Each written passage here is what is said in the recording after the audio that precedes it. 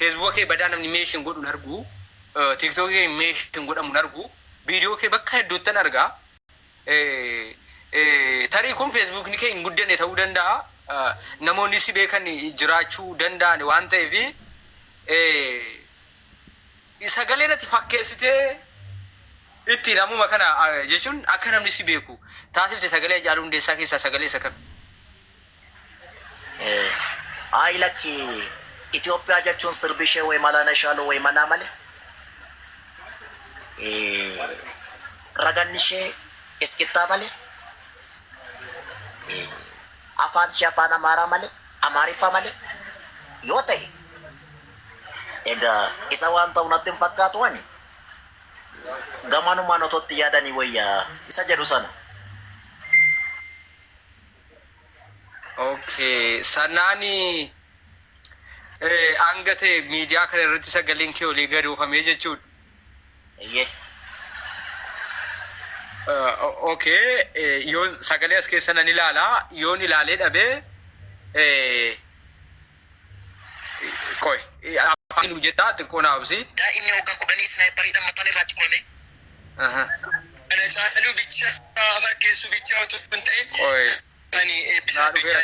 Facebookiin sanaa dhufeera viidiyoo kan keen keessa barbaada dhiifama jechuun nama affeerree kaanni gara yaadaatti irra darbine jechuudha. Okay. Naa obsi dhiifama sagalee keen barbaaddasaa jira.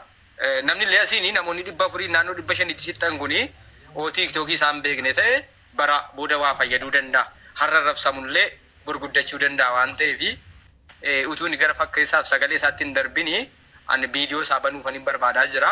Raama qixxa viidiyoo isaa utuu share naa goote irra gaarii natti fakkaata. Qixxa viidiyoo isaa qixxa sirba isaa jechuudha. Irra utuu share naa goote gaariidha garuu barbaadaan jira yoon arge yoon dhabes immoo afaan isaatiin qoe. Bunni ijoolleen kan ta'amu dhugaa faraanjiinoo odeeffataa dhugaa. Bijima jannata alafaatiini nama namne hundaka nanuti jedhaa deema kaalle sirba. Okay, sirba wayi qobaatu qoy olti.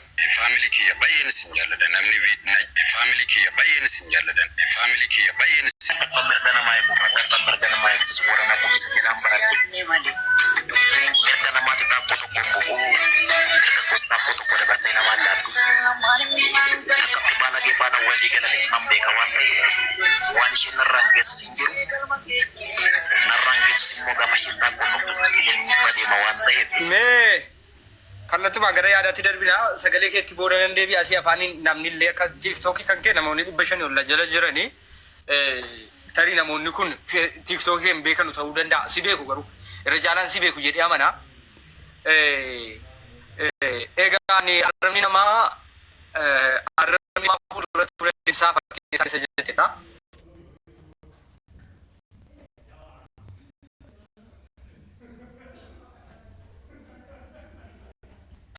Sirba jala jira ofii keetti irra nuu deebii wallaloo ofii keetti qabdu tokkollee ofiree yaasiidhaan irratti adeemsa maal ka jedhu sagalee anamma bane kana yoo dhageessite miti sagalee hin bane ka'e.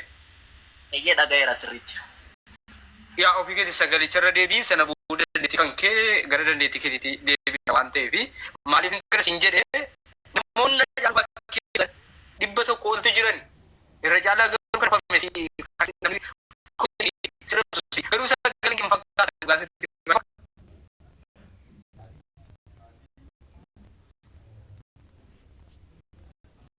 fakkeessan hedduutu jiran namoonni Haacaaluu fakkeessan hedduutu jiran warra ittiin harka ittiin dorgommii eenyu kana irratti dhiyaatantu jira maali bakka jettee sana maqaan isaa maali dargaggoo daddaraaroo waan akkasiinatti fakkaata hirmaatan jiru.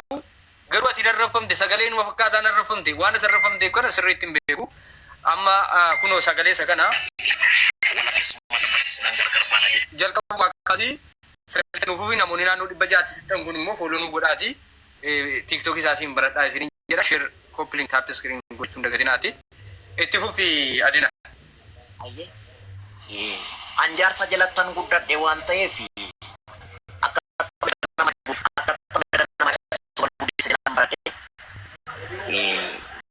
namatti taakuu tokko kiyya taakuu tokko dabarse maal laadhu akka dalagee faana walii galis nan beeka waan ta'eef waan isheen narraan geessa sin jiru narraan geessus immoo gaafa isheen taakuu nuuf kikilee natti adeema waan ta'eef walakkeessumatti barsiisnaan gargar baana jechaan.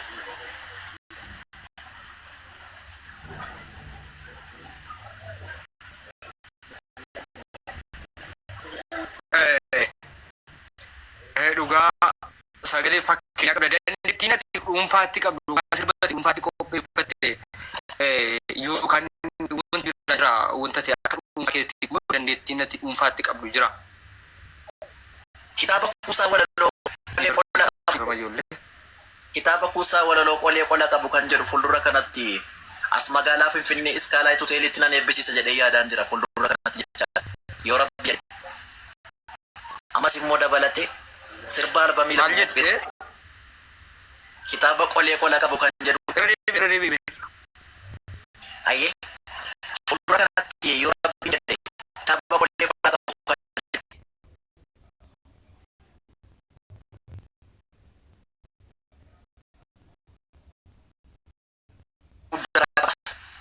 dabalate immoo sirba albamii qopheessan jira kamata kiyyaa kunis fuuldura kanatti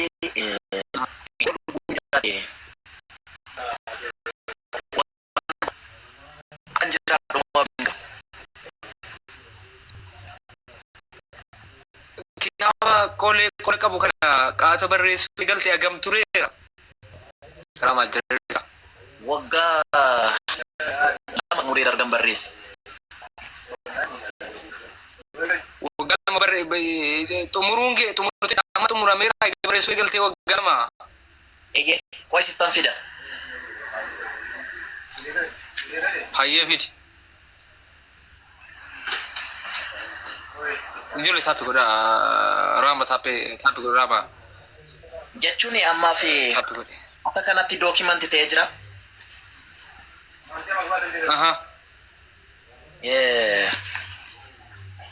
Fakkeenyaaf kitaaba qolee qola qabu keessa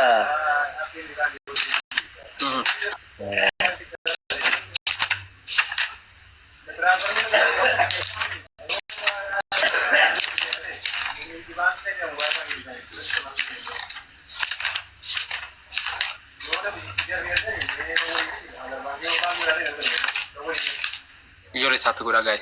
Kitaaba qolee qola qabu keessaa jechaadha tokko sii dubbisu. Dubbisime kuusaa walalooti wantichi dubbisime. Hin guddattuu naan hin jedhin hin guddattuu naan hin jedhin guddadheensi caala haranii gatu malee beekan bu'aa baala silaayyuu gubataa marqaa hubataatu arga kaloon caamsaan goge roobni roobnaan marga utuu nama keessatti arrabaan na arraabdu laalaan jecha keetii ana keessaan baddu bakkan ga'u jiru ati immoo qaqqabdu hubatu malee warreen darbatanii cita wayyaa agartee hin guddattuu naan hin jedhin jira.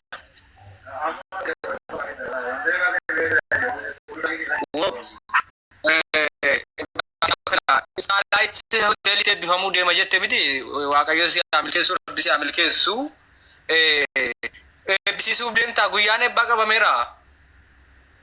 Hin qabamne itti yaadee kaayyoodhuma isaa karooran qopheesse beettee akkuma caaroo malee muktiin biqillee karoora kiyyas immoo mijeesseetanii karoora kiyyaa hoteela Iskaalaayiit Hoteelitti eebbisiisuudhaaf qabadheen jira garuu beettee ammaaf fuuldura kanatti yoo waaqni na gargaare. Agam baratte barnoota agam baratte barnoota bara darbeen xumure beettee kutaa 12ffaadha.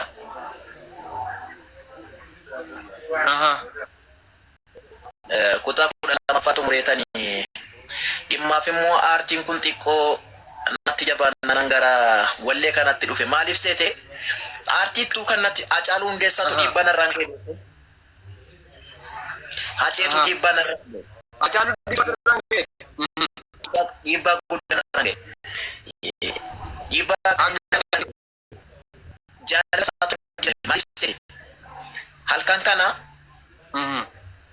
sirba isaa kanan dhaggeeffataa bula. Abbaan kiyya guyyaa tokko otoon diippaasii kana ol qabee dhaggeeffadhu halkan yaadaa fi yaaddoo keetiin halkan ciisa dhabeessa jedhu isaan dhaggeeffadhu kana beettee abbaan kiyya ganna baaseetu diippaasii kiyya sana jalaa cabse.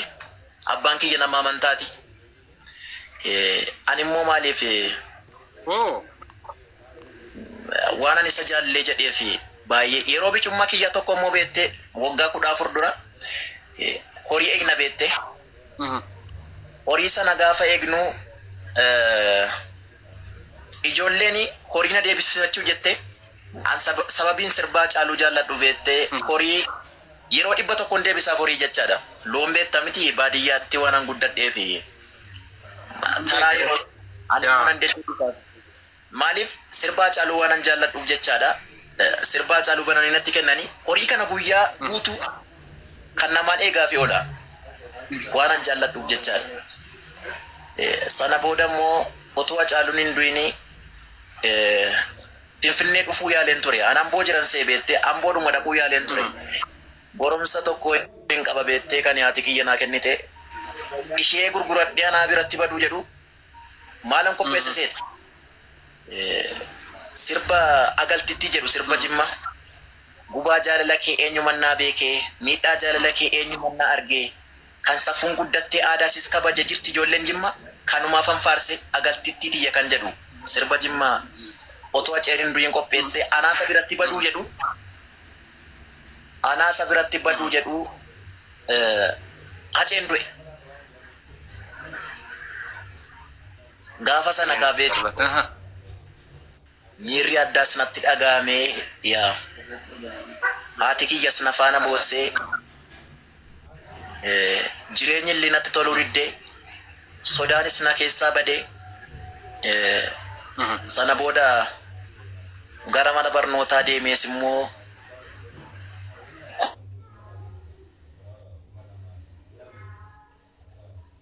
inni turkii qabaa jira ijoollee taap godhaa fi inni turkiitu qabaa jira taappi godhaa.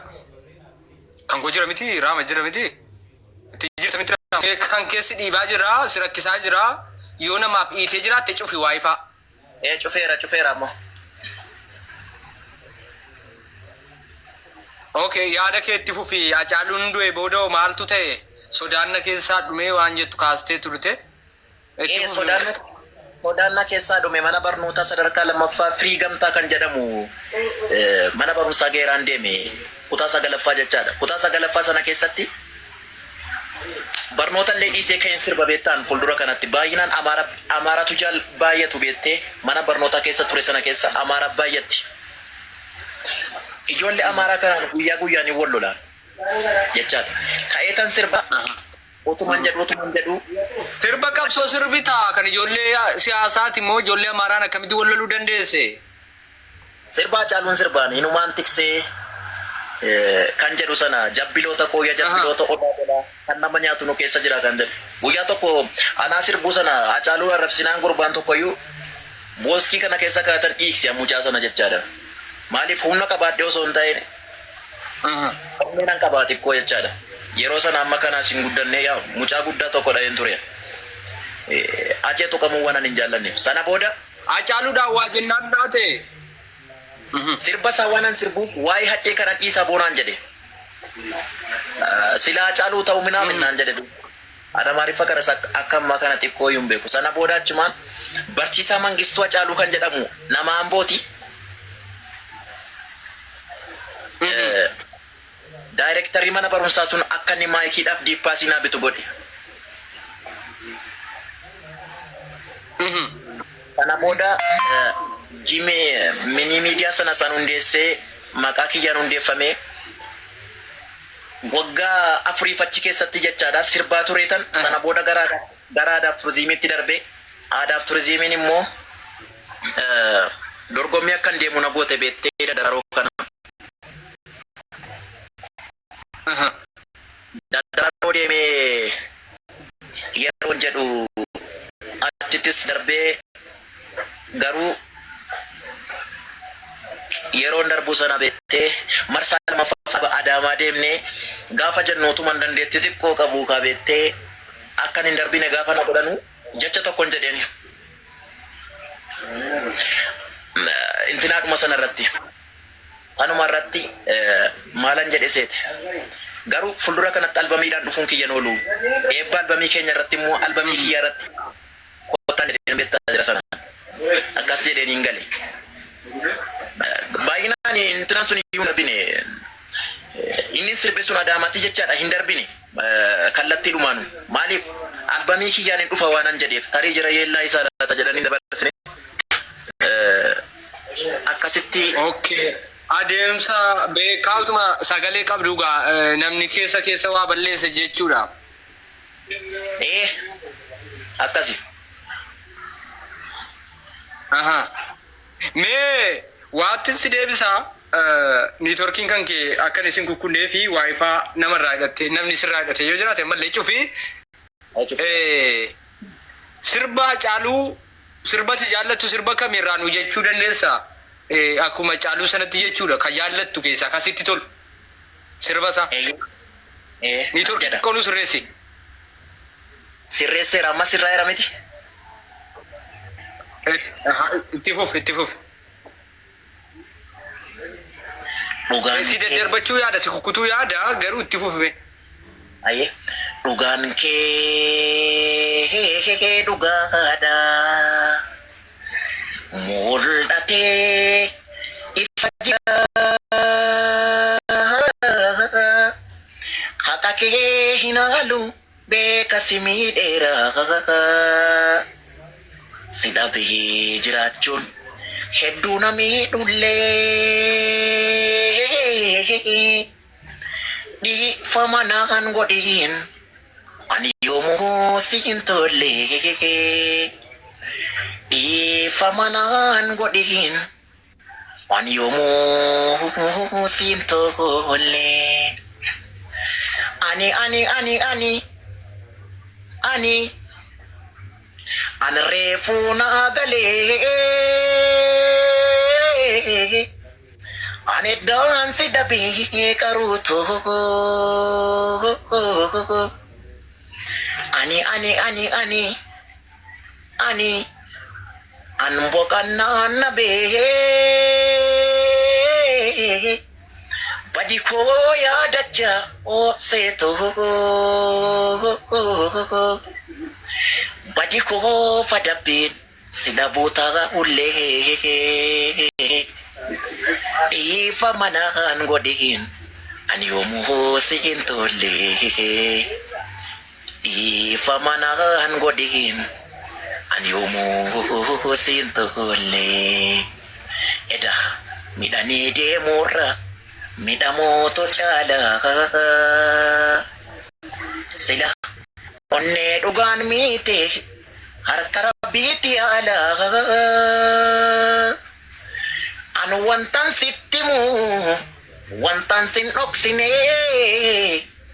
dhugaan kee na miidhe waa takka naanillee.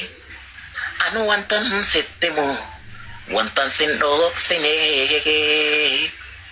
dhugaan kee na miidhe waa takka naanillee. Eda midhanii deemurraa midhamuutu caala sila onnee dhugaan miite harka rabbiitti haala. Wanti an sittimu wantan sin dhoksine dhugaan kee na miidhe waa takka naanillee. Wanti an sittimu wantan sin dhoksine dhugaan kee na miidhe waa takka naanillee jedha. Akkasittan si beeka amma namni gaafa waa morman yookaan si haaduu danda'a garuu amansiisuu danda'uudha qabda cichoomina qabaachuu qabda jechuudha. Ina mana namni uleen amansiisu amma Oromoon kun akka nama waan ulee waa amansiisuuti yeroo hedduu amansiisuu dandeessa namni si kuffisuu danda'a. Walaloo tokko fa'aa bichuu abbaa manaa jettee walaloo bareedaa wayii akkam bareeda sagaleen kee jettillee ana bichuu sana jaalla ijoollee warri jawwee sin jaallanna isan dibaasen gaafadha akkasitti naa hubadhaa warri siyaasaa wanta biraatti nu jalaan geessinaati. Abbichuuko yettee wanta walaleessite sana yaadatta walaloonis dandeettii walaloo baay'ee qabda dhugaa dubbachuu fi dandeettii mataa keetii dandeettii walaloo sirriitti qabda. Yaadatta abbichuuko isa jette sana ijoollee abbichuu xiqqoo gammadan as jalaa isin namoonni 500 wayi kuni asumaanii TikTok keenya illee si barataa deemaa jira. Namni galii bahu hedduudha. Namni galii bahu si argee deemaa TikTok follow godhataa deema. Inuma si guddisa. Dandeettii walaloo qabdu sana immoo wannan ziimu gadhiisi TikTok irra gadhiisi. TikTok irra gallakkisi maaliif walaloo hojjedhu gallakkisi guddatta nan beeka naamani gurba mucaa'un maal jedhe naan jedhi abba yoo feemesummaa barbaadde yoo maal barbaadde fagaachuu dandeessa waan taateef walaloo gabaabaa gallakkisi walaloo daqiiqaa tokko gallakkisi guddata walaloo jaalalaa walaloo haadhaa hin dandeessa waan ta'eef walaloo abbaa gallakkisi baay'ee dandeessaa hin guddatta natu siin jedhee mucaan kun maal jedhe naan jedhi booddee